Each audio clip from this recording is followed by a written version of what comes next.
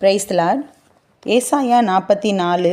இப்போதும் என் தாசனாகிய யாக்கோபே, நான் தெரிந்து கொண்ட இஸ்ரவேலே கேள். உன்னை உண்டாக்கினவரும் தாயின் கற்பத்தில் உன்னை உருவாக்கினவரும் உனக்கு துணை செய்கிறவருமாகிய கர்த்தர் சொல்லுகிறதாவது, என் தாசனாகிய யாக்கோபே, நான் தெரிந்து கொண்ட இஸ்ரவேலே, பயப்படாதே.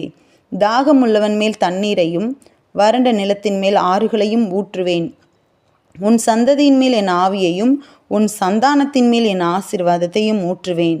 அதனால் அவர்கள் புல்லின் நடுவே நீர்க்கால்களின் ஓரத்தில் உள்ள அலரி செடிகளைப் போல வளருவார்கள்.